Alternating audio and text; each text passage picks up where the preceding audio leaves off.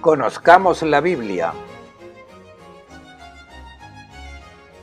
con el padre Claudio Doglio.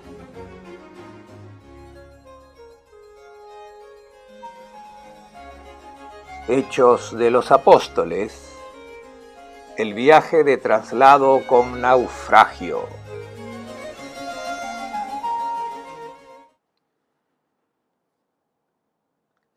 Hemos llegado al final de la historia de los Hechos de los Apóstoles. Los dos últimos capítulos narran el viaje de traslado de Pablo desde Cesarea Marítima a Roma. Pablo fue arrestado en Jerusalén, trasladado a Cesarea a la espera de juicio. El nuevo gobernador Festo le pregunta si quiere ir a Jerusalén y Pablo prefiere apelar al César.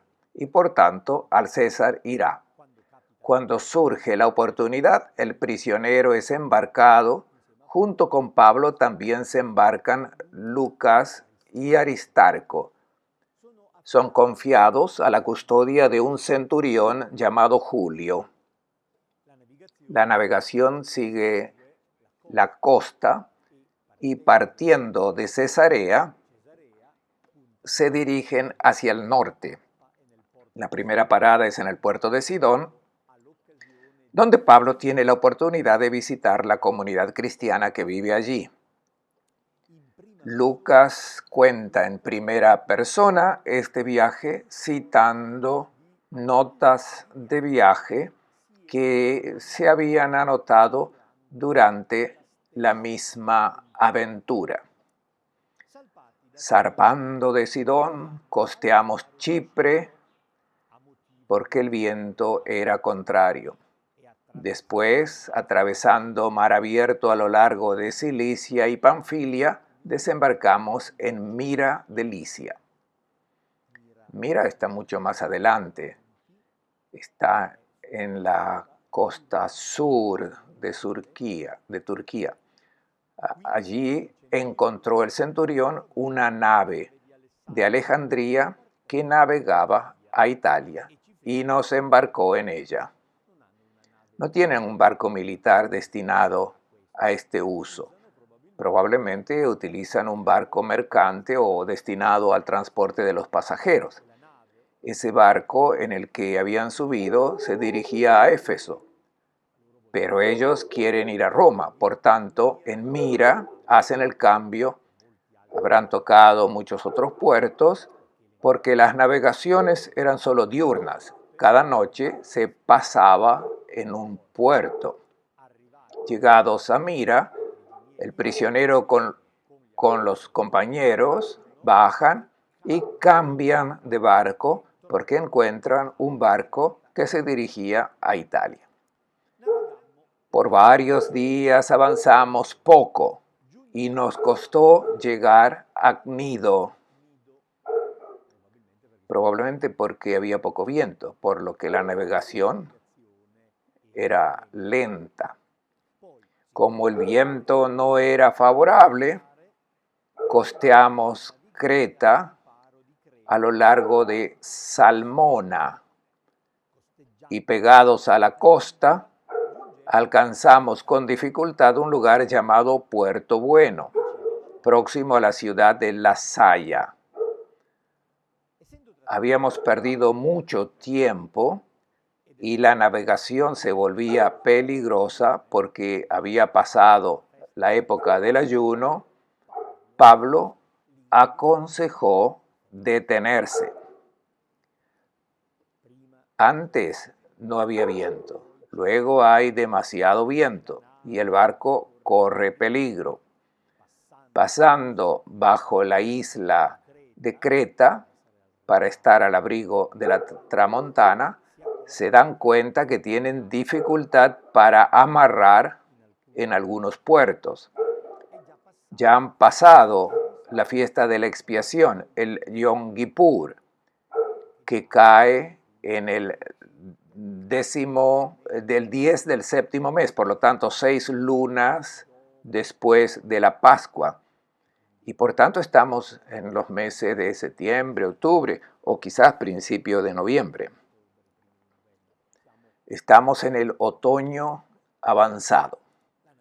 La navegación se hace peligrosa. En la antigüedad se suspendían las navegaciones en invierno porque los barcos no podían enfrentar los vientos invernales y las consiguientes tormentas marinas.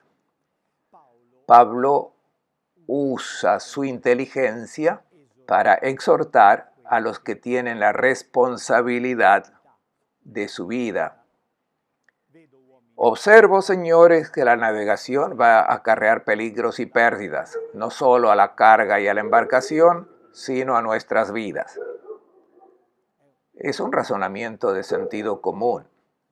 La navegación no puede continuar más. Detengámonos. Estamos amarrados en buenos puertos. Paremos.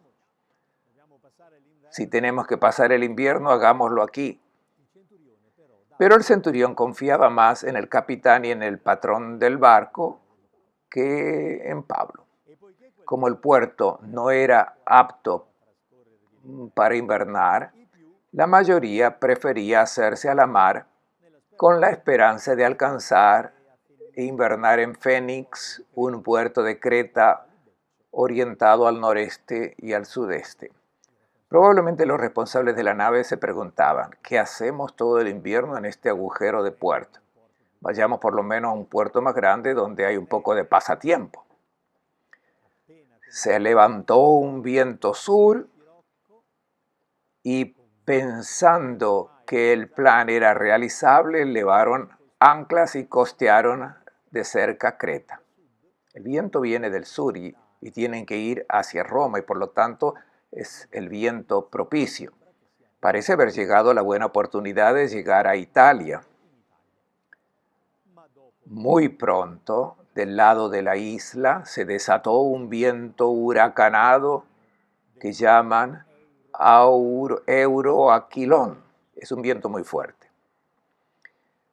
El barco fue arrastrado y como no podíamos navegar contra el viento, nos dejamos llevar a la deriva. Mientras pasábamos al reparo de un islote llamado Clauda, logramos con mucho esfuerzo controlar el bote salvavidas. Lo izaron a bordo y aseguraron la embarcación con sogas de refuerzo.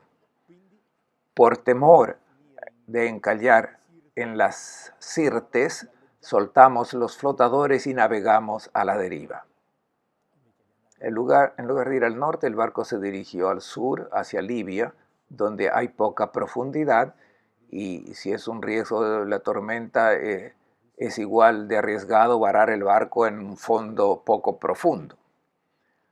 Al día siguiente, como la tormenta arreciaba, empezaron a tirar parte del cargamento. El tercer día, con sus propias manos, se deshicieron del aparejo del barco. Durante varios días no se vio el sol ni las estrellas, y como la tormenta no amainaba, se acababa toda esperanza de salvación.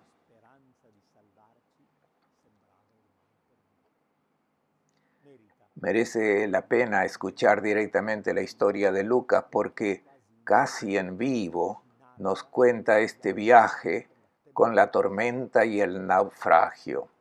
Es un hermoso relato marinero en el que el apóstol aparece como una persona entre los muchos, insertos en una historia de desastre.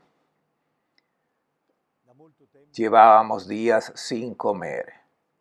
Cuando Pablo se puso de pie y en medio y dijo, amigos, debían haberme hecho caso y no salir de Creta. Nos hubiéramos ahorrado estos peligros y pérdidas. De todas maneras, les ruego que tengan ánimo, que no se perderá ninguna vida, solo la embarcación. Anoche se me apareció un ángel del Dios a quien pertenezco y venero, y me dijo: no temas, Pablo, tienes que comparecer ante el emperador. Dios te concede la vida de los que viajan contigo. Por tanto, ánimo, amigos, confío en Dios que sucederá lo que me han dicho. Encallaremos en una isla. Pablo también, con este público pagano, secular, público, tiene una palabra de consuelo y hace entrar su visión de fe en una situación dramática en medio de tantas otras personas que ni siquiera lo conocen y no comparten su fe. Su intención, su intercesión, consiguió la salvación de todos los compañeros de viaje. Era ya la 14ª noche y seguíamos a la deriva por el Adriático. A medianoche los marineros presintieron que nos acercábamos a tierra. Descolgaron la sonda y midieron 36 metros. Al poco rato la soltaron de nuevo y midieron unos 27 metros. Temiendo estrellarse contra los arrecifes, soltaron 4 anclas a popa y rezaban para que se hiciese el día. Los marineros intentaban abandonar el barco, ya descolgaban el bote con el pretexto de soltar anclas a proa, cuando Pablo dijo al centurión y a los soldados: si estos no se quedan en el barco, ustedes no se salvarán. Así que los soldados cortaron las cuerdas del bote y lo dejaron caer al mar. Los marineros tratan de ponerse a salvo y abandonan a los pasajeros. Por suerte, Pablo se da cuenta y los soldados evitan que los marineros escapen. Cuando amanecía, Pablo invitó a todos a comer algo. Llevan 14 días y la expectativa y sin comer, nada. Les aconsejo que coman algo que les ayudará a salvarse. Nadie perderá ni un pelo de la cabeza. Dicho esto, tomó pan, dio gracias a Dios en presencia de todos, lo partió y se puso a comer. Se animaron todos y comieron. ¿Ha celebrado la misa? ¿O fue simplemente una comida a bordo? Notemos que el narrador usa los verbos técnicos de la celebración eucarística. Tomó el pan, eucaristesen, hace Eucaristía. Dio gracias, partió el pan y comenzó a comer. Muy probablemente el narrador alude a una celebración eucarística. En ese momento, en ese contexto de tormenta, mientras todos tienen miedo, cuando los marineros tratan de escapar, Pablo invita a comer. Y no es simplemente una comida profana. Es la celebración de la Eucaristía como alimento que da fuerza y que ayuda a enfrentar las tormentas de la vida. Se animaron todos y comieron. Éramos en la nave 276 personas. Y no se trata de un grupo pequeño, es un barco grande. Lucas tiene la información precisa hasta del número de pasajeros.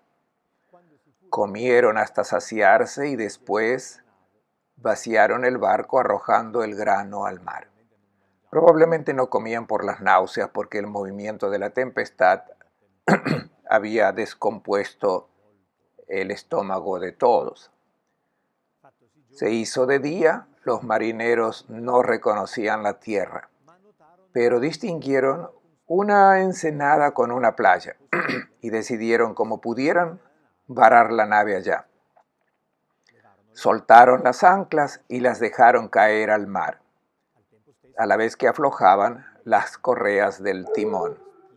Izaron la vela de popa a favor del viento y enfilaron hacia la playa. Pero al pasar entre dos corrientes, la nave se encalló. La proa se hincó y quedó inmóvil, y la popa se deshizo por la violencia del oleaje. Los soldados decidieron matar a los presos para que ninguno escapase a nado. Pero el centurión, queriendo salvar la vida a Pablo, se lo impidió y ordenó que los que sabían nadar saltaran los primeros y ganaran tierra. Los demás seguirían en tablones o en otras piezas de la nave. De este modo todos llegaron con vida a tierra. Pablo había dicho, nos salvaremos todos, pero perderemos el barco. Había pensado bien. Era una práctica de los soldados matar a los prisioneros en caso de naufragio. El centurión Julio, que tiene la custodia de Pablo, se ha encariñado. Ha aprendido a apreciar a ese hombre y quiere salvarlo. Intercede por él, confía en que no escapará. Ya a salvo, pudimos identificar la isla de Malta. Habían navegado 15 días de Creta a Malta, 15 días a merced del mar, y al final, aunque perdieron el barco, se habían salvado todos. Los nativos, los habitantes de la isla, nos trataron con desacostumbrada amabilidad. Como llovía y hacía frío, encendieron una hoguera y nos acogieron. Mientras a Pablo recogía un haz de leña y la arrimaba al fuego, una víbora, ahuyentada por el fuego, se sujetó a la mano de Pablo. Cuando los nativos vieron el animal colgado de su mano, comentaban, mal asesino tiene que ser este hombre, que se ha salvado del mar y la justicia divina no lo deja vivir. Pero él sacudió el animal en el fuego y no sufrió daño alguno. Ellos esperaban que se hinchase o cayese muerto de repente. Tras mucho esperar, y viendo que no le sucedía nada de particular, cambiaron de opinión y decían que era un dios. Es un detalle importante que recuerda una promesa de Jesús. Agarrarán serpientes, si beben algún veneno, no les hará daño. Marcos 16, 18. Esta imagen de la serpiente que asalta a Pablo es una metáfora del mal que trata de atacarlo de todas las maneras posibles para reprimirlo, pero no logra superar ese poder divino que opera en él. El naufragio no lo quebró. La mordedura de la serpiente no lo mató. Al revés, de hecho, se hizo famoso de repente. En medio de aquellos 276 pasajeros, uno emerge inmediatamente y la gente de Malta lo considera un dios. En aquella región tenía una finca el primero de la isla llamado Publio. Es interesante cómo Lucas es preciso hasta en estas cosas y también en este caso llama al jefe de la isla de Malta con el título que se usaba en ese momento, el primero, protos, nos hospedó amablemente 3 días. El padre de Publio estaba en cama con fiebre y disentería. Pablo se acercó a él, oró, le impuso las manos y lo sanó. Como consecuencia del suceso, los demás enfermos de la isla acudían y se sanaban. Nos colmaron de honores y cuando partimos nos proveyeron de lo necesario. El naufragio fue una desgracia y se convirtió en una gracia. Se convirtió en la oportunidad de evangelizar Malta. Y hoy día incluso los malteses se enorgullecen de haber recibido a Pablo como fundador de su iglesia cristiana, el primer evangelizador de la isla. Pasaron 3 meses invernales en la isla de Malta. Llegada la primavera del año 61, zarpamos en una nave alejandrina que había invernado en la isla y estaba dedicada a Dioscuros. El barco que habían utilizado se rompió y por lo tanto deben tratar de abordar otro barco. Arribamos a Siracusa, donde nos detuvimos 3 días. Desde allí, dando una vuelta, alcanzamos Regio. Se da información precisa sobre todas las etapas y estas ciudades están orgullosas de haber sido nombradas en los Hechos de los Apóstoles y haber acogido a San Pablo. En la fachada de la Catedral de Reggio Calabria está escrito precisamente en caracteres griegos este versículo: dando una vuelta, alcanzamos Regio. No es una gran frase, pero es una cita de los Hechos de los Apóstoles, de esa ciudad, y por lo tanto a la catedral lo recuerda como memoria histórica fundamental. Al cabo de un día se levantó el viento sur y en 2 días llegamos a Pozzuoli. En un día de Reggio Calabria llegan al puerto de Pozzuoli. Aquí encontramos unos hermanos que nos invitaron a quedarnos con ellos una semana. Parece que es Pablo quien manda al centurión, Julio. Está dependiendo de Pablo.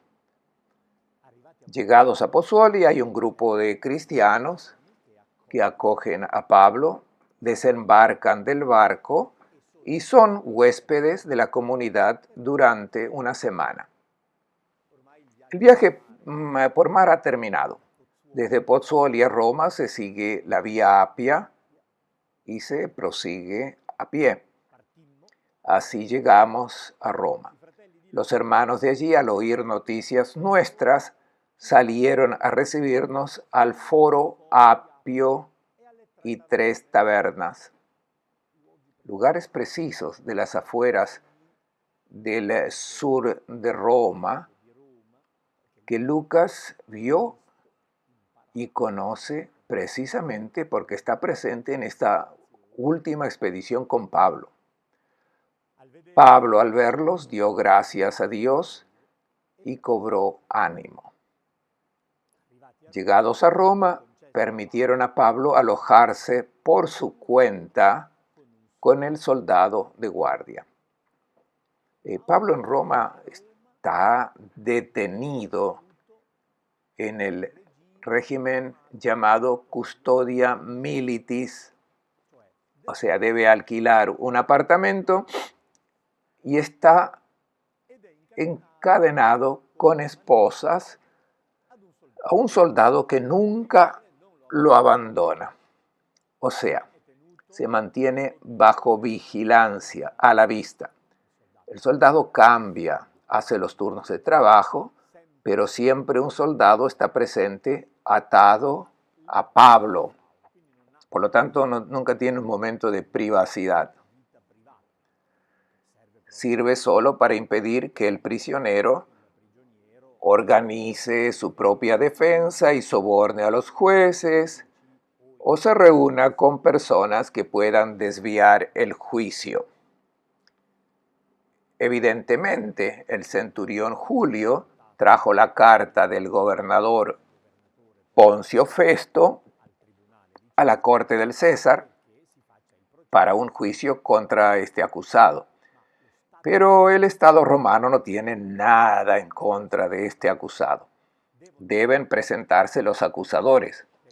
Para que haya un juicio, es necesario que las autoridades del Sinedrio de Jerusalén envíen oponentes para condenar a Pablo. Es evidente que desde Jerusalén no enviaron a nadie.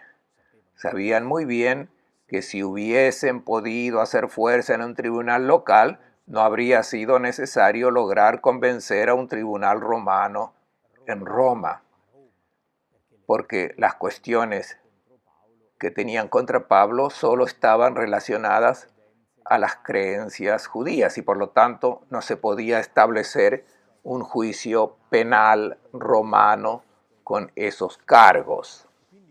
Entonces Pablo se quedó en Roma esperando el juicio otros 2 años. La tradición coloca la casa que albergó a Pablo en el área de Vía Arenula, en Roma, detrás, ironía del destino, del actual Ministerio de Justicia.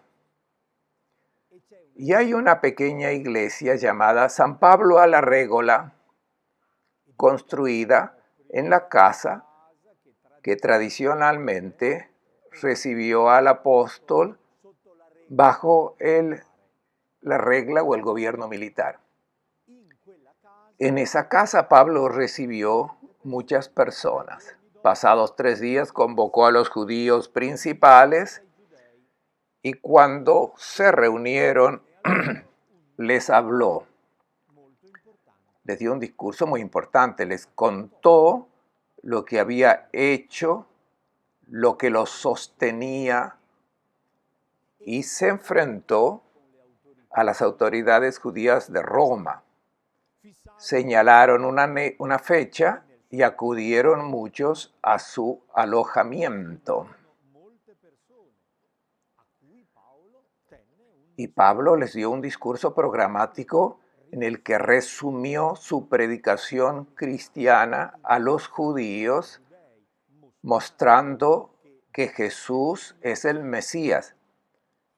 Y terminó su discurso con una frase programática.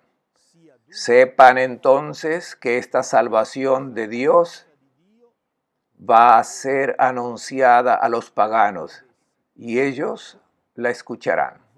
Ustedes, los primeros destinatarios, no la han aceptado, pero esta palabra no se detiene. Se dirigirá a todos los pueblos y verán que ellos la aceptarán. En este versículo 28 del capítulo 28 se utiliza la palabra soterion, una palabra un poco rara que significa salvación, y es considerada por los estudiosos como la gran inclusión de la obra lucana. En Lucas 3, la presentación de Juan Bautista culmina con una cita de Isaías en la que se dice que toda carne verá este soterion del Señor. Del otro lado de la obra lucana, al final de los Hechos de los Apóstoles, Pablo dice, este soterion, obrado por Dios, será visto por todos los pueblos. Esta palabra rara para indicar la salvación hace de cornisa entre el Evangelio y los Hechos de los Apóstoles. La gran obra lucana está enmarcada por el tema de la salvación para todos los pueblos. Los Hechos de los Apóstoles terminan de manera abierta. Pablo vivió 2 años enteros por sus propios medios, recibía a todos los que acudían a él proclamando el reino de Dios y enseñaba con toda libertad y sin estorbo lo concerniente al Señor Jesucristo. ¿Cómo se desarrolló el juicio? ¿Se presentaron los acusadores?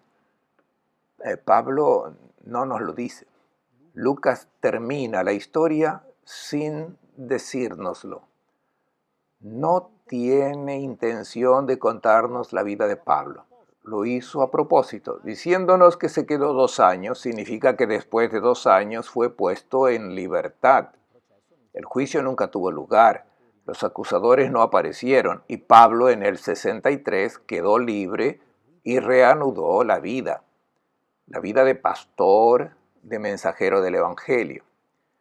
Morirá en el 67 cuando regresó a Roma durante la persecución de Nerón. Lucas lo sabe porque en el 67 estará presente en Roma y acompañará a Pablo en el último momento de su vida, pero no cuenta los últimos años porque su intención no es contar la biografía de Pablo. Así como interrumpió la historia de Pedro, así ahora interrumpe la de Pablo. Lo que Lucas quería, lo que le interesaba, era contar la llegada del Evangelio a Roma. Así llegó el Evangelio y termina de una manera programática. Pablo anuncia el reino de Dios con parresía y sin impedimento. Es un hombre prisionero, pero sin impedimento el reino de Dios se está haciendo realidad. Y lo que había comenzado en el tiempo de Jesús, 30 años después, llega a los confines de la tierra, llega al centro de la capital y sin ningún impedimento el reino de Dios está trabajando y viene a nosotros hoy. Agradecidos de haber podido leer los Hechos de los Apóstoles, que como un álbum familiar nos contaron los primeros pasos de nuestra maravillosa experiencia cristiana.